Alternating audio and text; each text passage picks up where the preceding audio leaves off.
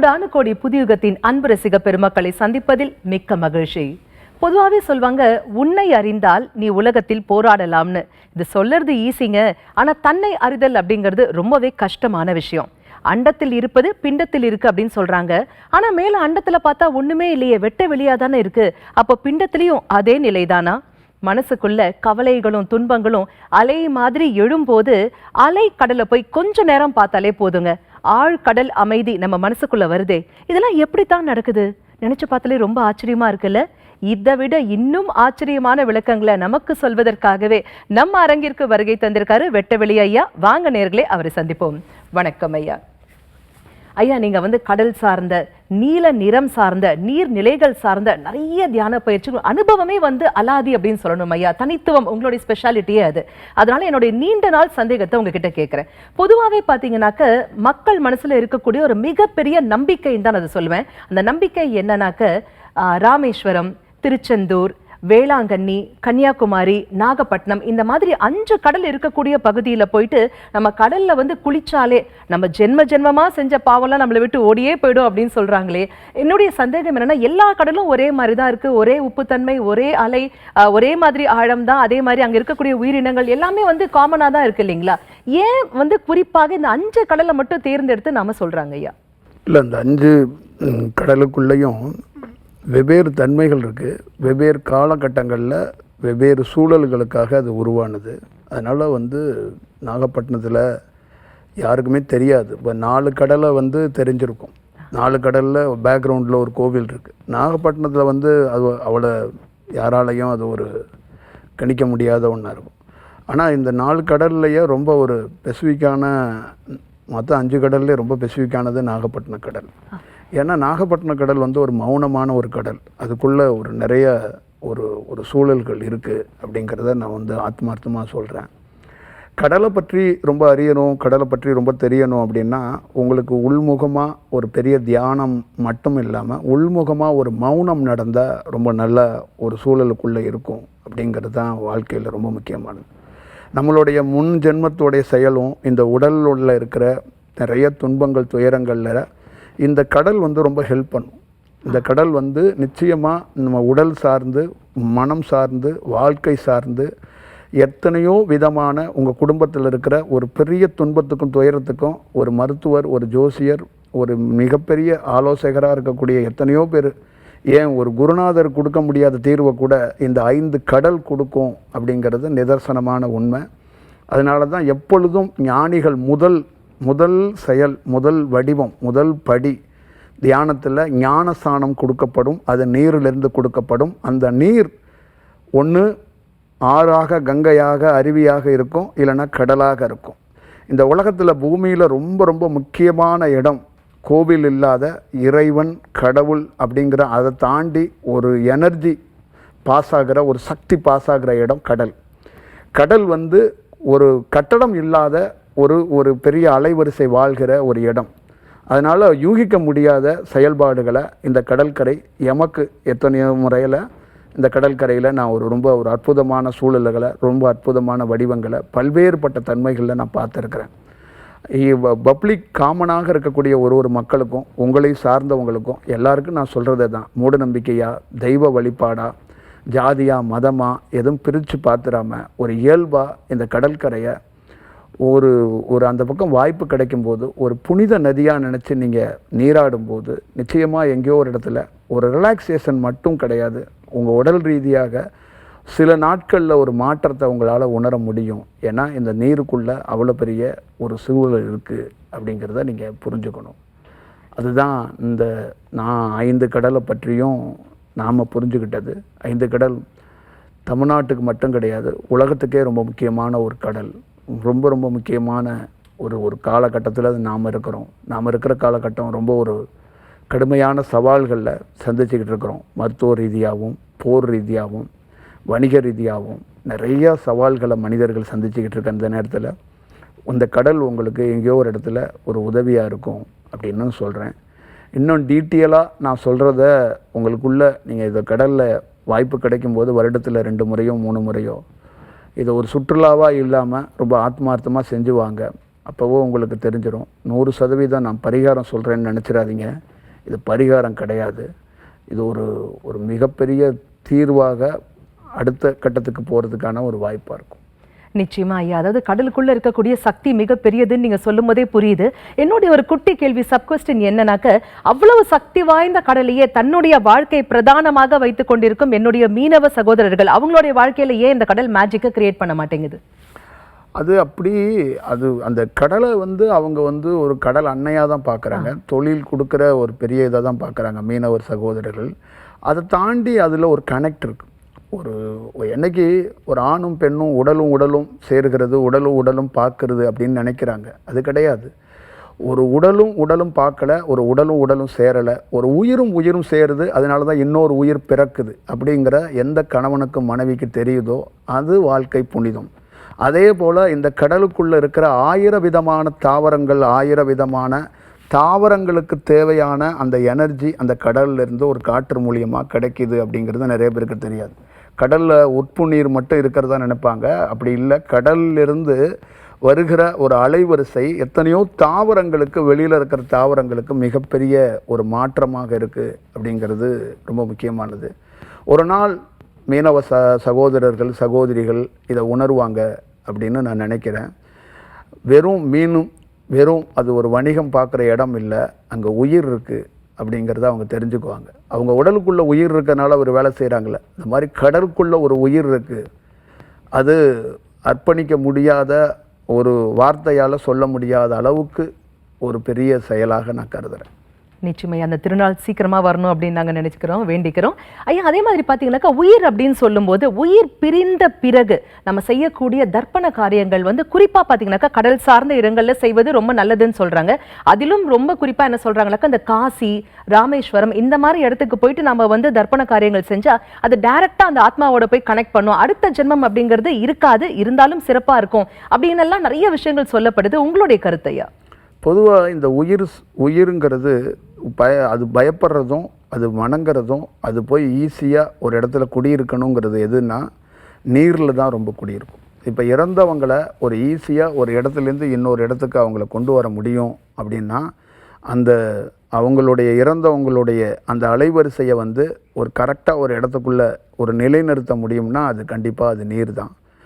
கங்கையில் இருக்கிற நீரும் ராமேஸ்வரத்தில் இருக்கிற நீரும் ரொம்ப ஒரு ஸ்பெசிஃபிக்காக இதுக்காகனே உருவாக்கப்பட்டிருக்கா அப்படின்னு நீங்கள் கேட்டிங்கன்னா, இயற்கையாக இந்த இடத்துக்குள்ள ஒரு இயற்கையாகவே, இது எதுவும் செயற்கையாக இல்லை, அதுவாகவே அந்த இடத்துல ஒரு பூக்கள் எப்படி ஒரு செடி ஒரு சுயம்பாக மலர்ந்துருக்கும்பாங்க, அந்த மாதிரி ராமேஸ்வரம் ஒரு சுயம்பாக மலர்ந்த இடம். அதே மாதிரி காசி கங்கையும் சுயம்பாக மலர்ந்த இடம். அந்த இடத்துக்குள்ள முன்னோர்களுக்கு தேவையான சூழல்களை அங்கே அந்த நீரில் அந்த ஆத்மாவை அது தாங்கிக்கும் அப்படிங்கிறது ஒன்றும், நம்மளுடைய ஆத்மாவை சுத்தப்படுத்துறதுக்கான ஒரு வாய்ப்பையும் அது உருவாக்கி கொடுக்குங்கிறதுக்காக தான் பெரியவங்க அங்கே ராமேஸ்வரத்தையும் அது ஒரு காசியையும் அவங்க தேர்ந்தெடுத்தாங்க. காசிக்குள்ளேயும் ராமேஸ்வரத்துக்குள்ளேயும் அவ்வளோ பெரிய விஷயம் இருக்குது. இப்போ நிறைய பேர் ஜோதிடர்கள் என்ன சொல்கிறாங்கன்னா, அங்கே போயிட்டு தில ஹோமம் பண்ணுங்க, நீங்கள் ஹோமம் பண்ணினா தான் அவங்களோட கனெக்ட் ஆகும், இப்படியெல்லாம் எங்களை மிரட்டுறாங்களே, இதை பற்றி உங்கள் கருத்து என்ன? இல்லை, பொதுவாக இப்போ ராமேஸ்வரம் காசி போய் அங்கே பண்ணணும் அப்படிங்கிறது பெரியவங்களுடைய கருத்தியலாக இருக்குது. என்னை சந்திக்கிறவன் ஒரே ஒரு டம்ளர் தண்ணி எடுத்துகிட்டு வந்தானா நானே பண்ணிடுவேன். இது அவன் காசிக்கோ ராமேஸ்வரத்துக்கோ போகிறதுக்கான வாய்ப்புகளை நான் நிறைய பேருக்கு நான் வழங்கிறது இல்லை. நானே அது ஒரு அதுக்கு நானே எடுத்துகிட்டு போயிடுவேன்னா, அப்போ காசியாக ராமேஸ்வரமாக அதை கனெக்ட் பண்ணக்கூடிய, அதை உணரக்கூடிய, அதில் இருக்கிற விஷயம் ரொம்ப முக்கியம். இப்போ நீங்கள் சொல்கிற யாருமே பரிகாரம் சொல்கிறதாக தான் இருப்பாங்க. நானே திருநள்ளாறு, நானே அதை பண்ணிடுவேன் அப்படின்னு சொல்ல முடியாது. யாகம் வளர்க்கலாம், அது யார் வேணாலும் வளர்க்கலாம். ஒரு மந்திரம், ஒரு செயல்கள் சொல்லி கொடுக்கலாம், அது யார் வேணாலும் சொல்லிட்டு போயிடலாம். அது அப்படி இல்லை. பொதுவாக எப்பவுமே ஞாபகம் வச்சுக்கணும், ஒரு இடம் உருவாகும்போது அந்த இடத்த கனெக்ட் பண்ணணும். அந்த இடத்துல இருக்கிற தன்மைகள் நமக்குள்ள உள்சார்ந்து இறங்கப்பட்டுச்சுன்னா, அந்த உள்சார்ந்து புரிதல் ஏற்பட்டுச்சுன்னா, நீங்கள் ஒரு பணி செய்கிறதுக்கு ரொம்ப எளிதாக ஈஸியாக இருக்கும். அப்போ நம்ம வாழ்க்கையில் இந்த பித்திருக்கள் சாவன்னா என்னன்னு தெரியாது, முன்னோர்கள் எப்படி தர்ப்பணம்னா என்னன்னு தெரியாது, நம்மெல்லாம் காலங்காலமாக உங்களுக்கு தெரியும், யாரோ ஒருத்தவங்க பெரியவங்க கிட்ட போய் தான் இது பண்ணுவோன்னு தெரியும். அப்போ நானும் ஒரு எளிமையாக கிராமத்தில் வளர்க்கப்பட்டவன். எனக்கு இந்த தியானம்னு வரபோது தான் அந்த ராமேஸ்வர கடலை பற்றி மகத்துவமோ இந்த காசியை பற்றி மகத்துவமோ தெரியும் போது, ஒரு காலகட்டத்தில் அதோடைய வளர்ச்சியில் ராமேஸ்வரத்தையும் காசியும் தாண்டி உன்னோட இடத்துல இருந்த இடத்துலேருந்து உன்னால் அந்த ஒரு சூழலை வந்து உருவாக்க முடியும் அப்படிங்கும்போது, அதை நான் வந்து வணிகமாகவோ இல்லை வேறு வடிவத்தில் இல்லாமல் இயல்பாக யதார்த்தமாக கண்டறிந்து தேவைக்கான அந்த சூழலுக்கு ஏற்ற மாதிரி சில மக்களுக்கு, சில மாணவர்களுக்கு நான் வந்து அதை எடுத்துகிட்டு போகிறது வாய்ப்பாக உருவாக்கியிருக்கேன். அவ்வளோ பெரிய காசி ராமேஸ்வரத்தில் இருக்கக்கூடிய அவ்வளோ பெரிய சிறப்பம்சத்தை ஒரு டம்ளர் தண்ணியில் எப்படி ஐயா உங்களால் அடக்க முடியும்? அதுதான் நான் வந்து சொல்லிட்டேன். அண்டத்தில் இருக்கிறது பிண்டத்தில் இருக்கும் அப்படின்னு நீங்கள் சொல்கிறீங்கல்ல. தியானம்ங்கிறது ஒரு காற்று தான், ஒரு வெட்ட வெளியில் இருக்கிற காற்று தான். அந்த காற்றுக்கு வந்து அவ்வளோ பெரிய வேல்வி உண்டு. நீங்கள் என்ன மனிதனாக பார்த்துட்டிங்கன்னா வேல்வி குறைவு தான். எனக்குள்ள ஒரு காற்றை என்னைக்கு உணர்றீங்களோ அன்னைக்கு தான் வந்து ஒரு பாரம்பரியமான ஒரு ஒரு ஒரு கலை அப்படிங்கிறது மட்டும் கிடையாது. ஒரு காற்று வெட்ட வழியில் இருக்கிற அந்த அணுக்களாக இருக்கக்கூடிய ஒரு சக்தி வந்து ஒரு செயல் செய்யுது அப்படிங்கிறது தான் அது. அப்போ இந்த தண்ணியில், ராமேஸ்வரம் தண்ணியில் என்ன பண்ணுதோ, காசி தண்ணியில் என்ன பண்ணுதோ அதே தான் என் உடலுக்குள்ளே ஒன்று பண்ணுது. அதுதான் அங்கே வேலை செய்கிறதுக்கு பிரதானமாக காரணமாக இருக்குது. இந்த உடல் இந்த காரணமாக இல்லை. அதை நீங்கள் வந்து உணரும். நிச்சயமாயா. உங்களை பற்றி நான் கேள்விப்படும்போது ஒரு சுவாரஸ்யமான விஷயம் வந்து நான் படித்தேன். அதாவது நீல நிற ஜோதி அனுபவம் கொண்டவர் அப்படின்னு சொன்னாங்க ஐயா. எனக்கு ஒரு சந்தேகம் என்னன்னாக்கா, நீலம் அப்படிங்கும் போது கடலும் நீல நிறத்தில் தான் இருக்குது, வானமும் நீல நிறத்தில் தான் இருக்குது. நீங்களும் நீல நிற ஜோதி அனுபவம் கொண்டவர் அப்படின்னு கேள்விப்படும்போது அது என்னங்க ஐயா? அதை பற்றி சொல்லுங்களேன். இப்போ இந்த நீல நிறம் அப்படிங்கிறது, இதை வந்து என்ன சொல்லுவாங்கன்னா, அந்த உலகத்தில் ஒரு குண்டலினி சக்தி தான் அது நீல நிறம். இந்த நீல நிறத்தை தான் நம்ம வந்து ஒரு பதஞ்சலி, கிருஷ்ண பரமாத்மா எல்லாத்தையுமே இதில் தான் குறிக்கிறோம். இப்போ பதஞ்சலியோட யோக சூத்திரமும் இதில் தான் இருக்குது. தியானம் இதுலேருந்து தான் பிறந்தது. அப்போ உலகத்தோட முக்கியமான படைப்புகள் எல்லாமே ஒரு படைப்பு அப்படிங்கிறதோட ஒரு சொன்னாங்கள்ல, அந்த உலகம் வெடிப்புலேருந்து உருவானதுன்னு. அந்த மாதிரி ஒரு சக்தி வந்து உருவாகிறது வந்து இந்த குண்டலினி சக்தி அப்படிங்கிற அந்த வடிவம் தான். அதோடைய முழு தன்மையும் நீளத்தில் இருக்கும். அப்புறம் நீளத்திலேருந்து அது வேற ஒரு சூழலுக்கு மாறும். அது கலர் வந்து ப்ளூ கலர்ல, நீல நிறத்துல இருக்கும். முழு நீல நிறத்துல தான் முதல் குண்டலினி சக்தி யாருக்கு வெளிச்சாலும் அதோடைய தன்மை வந்து நீல நிறத்துல வெளிப்படும். அது நீல நிறத்திலே பல ஆண்டுகள் வந்து இருக்கும். அதற்கப்புறம் அந்த நீளத்திலேருந்து வேற வடிவமாக அது மாறும். அந்த வேற வடிவத்தில் மாறும்போது தான் ஒவ்வொரு அனுபவங்களையும் வெவ்வேறு விதமாக அவங்க மாறி நிற்கிறதுக்கான வாய்ப்புகளை உருவாக்க முடியும். அப்போ எனக்கு முதல் முறையாக தியானம் வரும்போது அந்த நீல வடிவத்துக்குள்ளே தான் அந்த சூழலை வந்து உணர முடிஞ்சிச்சு. நிறைய பேருக்குள்ளே உங்களுக்குள்ளேயே ஒரு சின்ன எனர்ஜி வந்து இடுப்பில் விழிச்சிருக்கலாம். அதை உங்களால் உணர முடியாமல் இருக்கலாம். அந்த உணர முடியாமல் இருந்தாலும் நீங்கள் புகழ், இந்த ஆபரணங்கள், இந்த உடைகள் இதெல்லாம் அணியறதுக்கு அந்த நீலம் ரொம்ப முக்கியமானது. அந்த நீலம் என்னென்னா, ஆப்போசிட்டில் இருக்கிறவங்கள ஒரு ஈர்ப்பை ஈர்த்துரும். ஒரு ஒரு ஒரு ஒரு ஒரு பிரகாசமான ஒரு ஈர்ப்பை, ஒரு சூழலை வந்து அது உங்களுக்கு தேவையான செயல்களை எல்லாத்தையும் செஞ்சு கொடுக்கறதுக்கு ஒரு முக்கியமான காரணமாக இருக்கும். அதுதான் வந்து உலகத்திலே ரொம்ப முக்கியமான ஒரு வடிவம். இது வந்து ஒரு பொருளோட இன்னொரு பொருளை பார்த்து அந்த ஈர்க்கிறதுன்னு சொல்லுவாங்கள்ல, அந்த மாதிரி வடிவம் தான் அது. அதனால தான் நீலம் வந்து அவ்வளோ பெரிய ஒரு ரோல் பண்ணுது. நீளத்தை தாண்டினா தான் வெட்ட வெளியை பார்க்க முடியும்.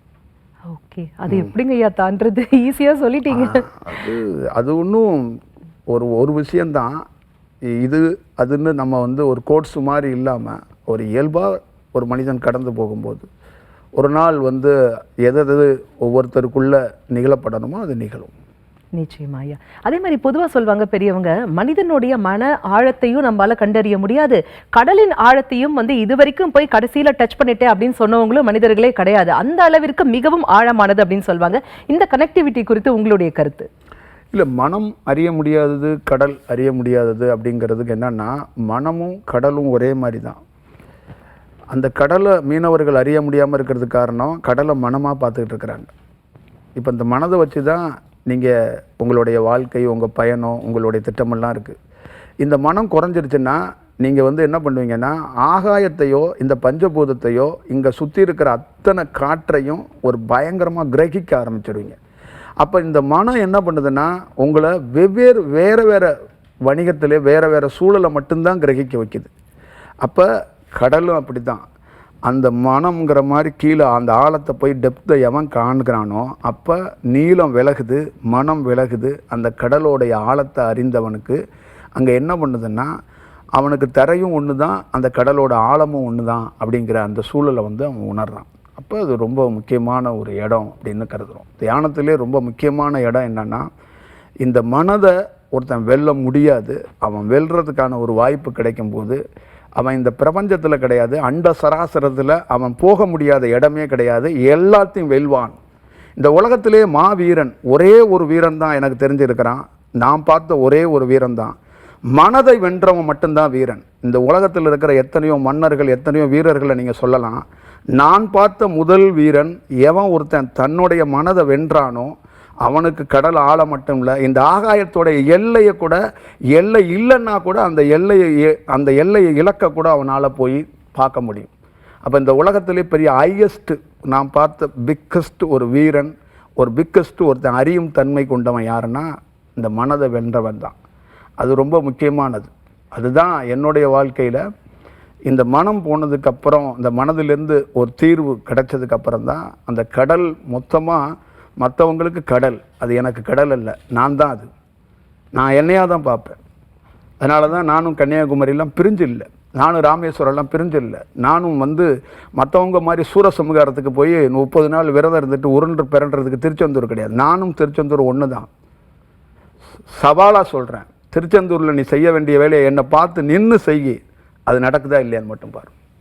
ஏன்னா அது ஒரு 100% அதை நிற்க முடியும். திருச்செந்தூரையே என்ன ரொம்ப கரெக்டாக பார்த்தா திருச்செந்தூரே நானாக தெரியறது கூட வாய்ப்பு இருக்குது. இது மிகை இல்லை, இது நிஜம். இதை அறியறதுக்கு உன் அறிவும் மனமும் தயாராகணும், நிதானமாகணும். நிதானமாகாத ஒரு அறிவும் ஒரு மனமும் திருச்செந்தூரே அறிய முடியாததுக்கு அறிய முடியாதவங்க நிறைய பேர் இருக்கிறாங்க. என்ன எங்கே அறிய போகிறாங்க? அப்போ அப்படி ஒரு சூழல் இருக்குது. அப்போ அறியறதுக்கு கொஞ்சம் டைம் பிடிக்கும். அதனால் கொஞ்சம் பார்த்து நிதானமாக ஒரு பணி செய்யணும் அப்படிங்கிறது தான் நான் சொல்கிறேன்.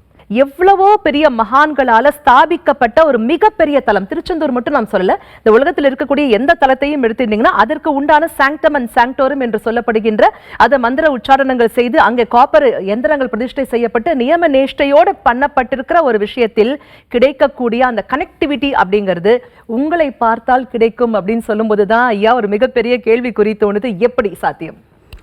இது காலங்காலமாக இருக்கிற ரொம்ப முக்கியமான ஒரு வடிவம். இது வந்து ஒரு மேஜிக் பண்ணுறது கிடையாது. இதுதான் தியானங்கிறது, இதுதான் மௌனமாக ஒருத்தருக்குள்ளே நிகழ்கிறதுங்கிறது. அந்த நிகழ்வுகள்லேருந்து ஏற்படுகிற ஒரு வடிவம் தான் இது.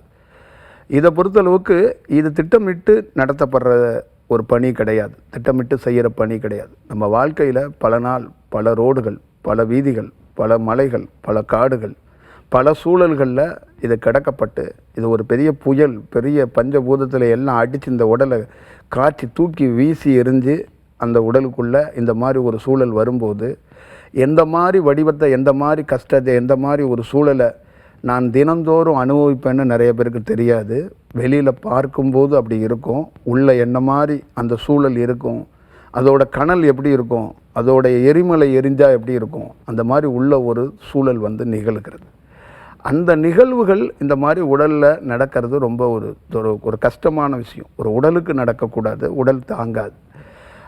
நிறைய அதனால தான் நீங்கள் பார்த்தீங்கன்னா இமாச்சல், நம்ம கைலை மலை, இந்த மேற்கு தொடர்ச்சி மலை, இந்த மாதிரி கல் பாறைகள்லாம் பெரிய சக்தி வாய்ந்த ஞானிகள், யோகிகள் குகையில் உட்காந்துருப்பாங்கன்பாங்க.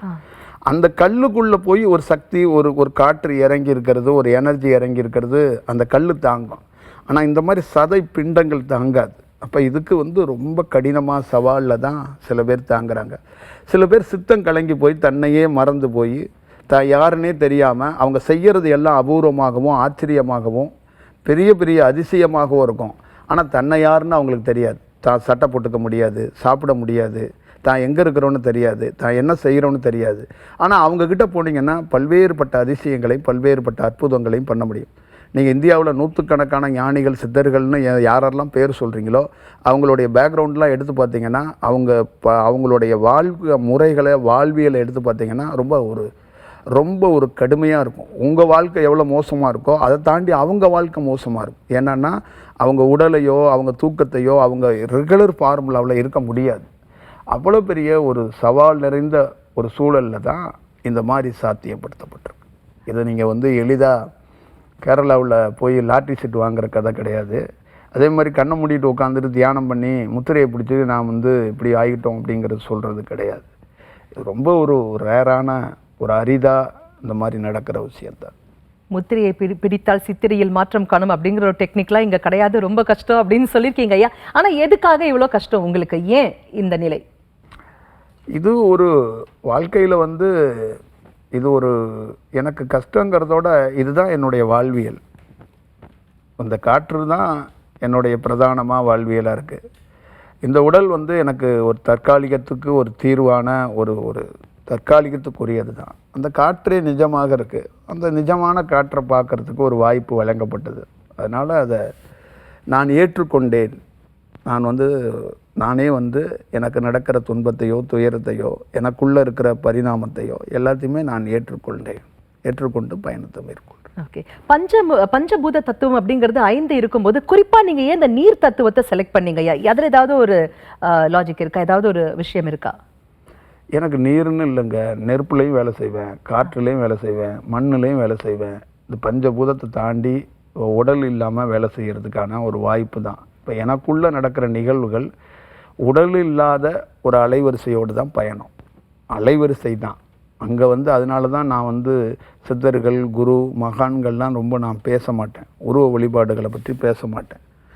ஏன்னா அங்கே உருவம் இல்லை, அதுதான் அதோடைய சூழலாக இருக்கிறது. அதனால தான் அந்த சூழல்லேருந்து மாறி வேறு ஒரு சூழலை வந்து நம்ம சொல்கிறோம். அதனால் கடல் எனக்கு வந்து ரொம்ப ஒரு ஒரு ஒரு பேக்ரவுண்டில் எனக்கு ரொம்ப ஒரு முக்கியமான ஒரு இடம் அப்படின்னு சொல்கிறேன் வந்து. கடல் தான் பிரதானம்னு கிடையாது. எனக்கு வந்து எல்லா வடிவத்திலையும் வேலை செய்வோம் அப்படிங்கிறது தான். நீங்கள் ஒரு சின்ன ஒரு நெருப்பு எடுத்துகிட்டு வந்தீங்கனாலும் அதுலேயும் ஒரு வேலை செய்வேன். ஓகே, சொல்லும்போதே ரொம்ப இன்ட்ரெஸ்டிங்காக இருக்கு ஐயா. இது வந்து ஒரு விதமான டெலிபதி, கோப்பெருஞ்சோழனுக்கும் பிசிராந்தையாருக்கும் இருந்த அந்த கனெக்டிவிட்டி, அந்த கைண்ட் ஆஃப் டெலிபதி அப்படின்னு எடுத்துக்கலாமா? எனக்கு அப்படி தெரியாது. எனக்கு இந்த காலகட்டத்தில் இந்த மாதிரி ஒரு நிகழ்வுகள் இருக்குது. அதை ஒரு இயல்பாக எளிமையாக அதை வந்து நானாக இருக்கிறேன், நானாக பயணிக்கிறேன், அவ்வளோதான். எனக்குள்ளே வேறு எதுவும் இந்த இப்படி அது மாதிரிலாம் எனக்கு வந்து எதுவும் தெரியாது. நான் எனக்குள்ளே நிகழ்கிற நிகழ்வுகளில் அந்த நிகழ்வுகள் படி என்னுடைய பயணம் இருக்குது, அவ்வளோதான். அது நிச்சயமா ஐயா. அதாவது உங்களாலெல்லாம் மாற்றவே முடியாத ஒரு விஷயத்த நான் மாற்றிருக்கேன் அப்படின்னு நீங்கள் ஏதாவது சவால் விட்டு சொல்ல முடியுமா ஐயா? ஏன்னா இவ்வளவு மேஜிக்கல் பவர்ஸ் உங்களுக்குள்ளே இருக்குது. ஆலயங்களுக்கு செல்வதை காட்டிலும் என்னை வந்து பார்க்கும்போது என்னால் அந்த விஷயத்தை நிச்சயமாக நிகழ்த்த முடியும் அப்படின்னு நீங்கள் வந்து சொல்லும்போது, அவ்வளோ ஸ்டபர்னாக சொல்லும்போது நான் கேட்குறேன். இல்லை, இது பொறுத்தளவுக்கு இந்த பிரபஞ்சத்திலேருந்து இந்த காற்றா அதுவாக இயல்பாக தான் பணி செய்த வந்து நான் அந்த மாதிரி சவாலாக ஒரு வீரமாக இதை நான் செஞ்சிருவேன், இதை நான் பண்ணிடுவேன், அந்த மாதிரிலாம் நான் எந்த வேலையும் செஞ்சதும் கிடையாது, எந்த வேலையும் செய்ய மாட்டேன். அதே மாதிரி இந்த மாதிரி யாராவது ஒரு ஒரு ஒரு ஒரு நீங்கள் உங்ககிட்ட இருக்கிறத வெளிக்காட்டுங்க அப்படின்னு வர்றாங்கல்ல, அவங்களுக்குன்னு செய்ய மாட்டேன். நான் பொறுத்தளவுக்கு ஒரே ஒரு விஷயந்தான், நான் எதுவும் வேலை செய்ய மாட்டேன். இந்த உடல் ரீதியாக உள்ளே இருக்கிற காற்று தான். நான் உங்களை சந்திக்கிறதோ உங்கள் உட்காந்துருக்கிறதோ இந்த காற்றோட திசையில் ஒரு பேப்பர் பறந்து போகும்ல, அந்த மாதிரி தான் என்னுடைய லைஃப் இருக்குமோ. நான் ஒரு 100% யாருக்கையும் ப்ரூவ் பண்ணுறதோ யாருக்காகனும் ஒரு பணி செய்கிறதோ கிடையாது. யாருக்கு வேணாலும் நான் பணி செய்யலாம், அது இயல்பாக இருக்கும். அருமை ஐயா, இது வந்து மேஜிக் கிடையாது, பியூர் லாஜிக் அப்படின்னு சொல்லியிருக்கீங்க. ஏன்னா இங்கே மேஜிக் எல்லாம் செஞ்சோம் வச்சிங்களேன், கருவாடு போட்டுருவாங்க பிரபஞ்சத்தில். ஆனால் மேஜிக் செஞ்சால் தானே ஐயா மக்கள் நம்புகிறாங்க. நீங்கள் மேஜிக்குங்கிறது அது ஒரு விதமான ஒரு செயல் தான். நீங்கள் இந்த மாதிரி ஒரு செயல் வந்து இயல்பாக அது ஒரு பயணம். அவங்களுக்கு ஒரு காலத்தில் தெரியும், எப்பயுமே தர்மம் சத்தியம் நிலச்சி நிற்கிறது, உண்மை நிரந்தரமாக இருக்கிறது. அந்த மாதிரி உண்மையான காற்று, உண்மையான யதார்த்தம் வந்து எத்தனை மேஜிக் பண்ணுறவங்களையும் உடைச்சி சுக்குநூறாக தூக்கி எறிஞ்சிட்டு போய்கிட்டே இருக்கும். அதனால தான் எந்த துறவியும் பார்த்திங்கன்னா யார் வீட்டு வாசல்லையும் நிற்க மாட்டான், எந்த சூழல்லையும் இருக்க மாட்டான். அவனாக தான் இருப்பான். அதுதான் இயல்பு.